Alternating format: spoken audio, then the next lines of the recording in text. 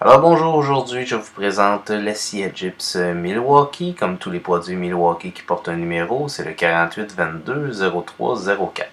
Alors une scie à gyps là, très traditionnelle, là, qui a une belle poignée par exemple, bien ergonomique, caoutchoutée, qui offre une bonne prise en main, qui est très confortable, peu importe le sens qu'on la prend. Après ça, une lame très rigide, très solide. Un bout bien affûté là, en biseau, là, bien pointu, qui permet de bien rentrer là, la lame là, quand on débute une coupe en plein milieu d'une feuille. Deux séries de dents, très affûtées. Et ici, ce que Milwaukee là, dit qu'il fait une fonction de râpe là, lorsqu'on coupe la feuille, là, les trous, c'est à ça que ça sert.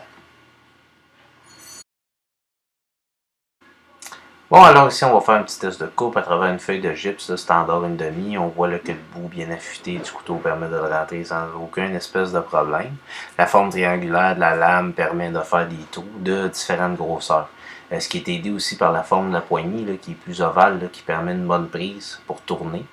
Alors, dépendamment de nos besoins, que ce soit une entrée d'eau, un tuyau de plomberie ou un fil électrique à passer, on voit là qu'on peut se faire des trous là, selon nos besoins. Ici, un fil de 14,2 qui passe très bien dans le trou de droite, qui passe un petit peu plus serré dans le trou de gauche, mais ça nous laisse les options là, de grosseur de trou qu'on peut avoir.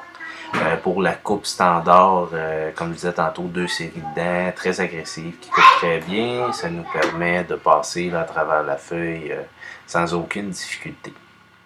Pour ce qui est des petits trous sur le côté que Milwaukee prétend là, que bon, ça fait la fonction d'une râpe, je vois pas vraiment là, la différence avec une scie qui n'aurait pas cette fonction-là. La scie va très bien, très agréable à utiliser, mais les trous là, ne font pas la différence pour ce modèle-ci.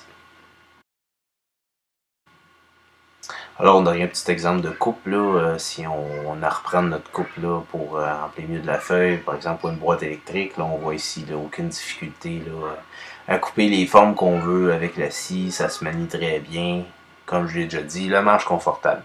C'est une scie que j'aime bien, j'ai payé environ là, 15$ sur internet. Alors, si vous avez besoin d'une nouvelle scie, là, la Milwaukee fait très bien le travail. Alors, merci beaucoup de votre écoute. Encore une fois, ouvert à vos questions, vos commentaires. Si vous avez aimé, cliquez sur le petit pouce par en haut. Ça nous encourage. Merci.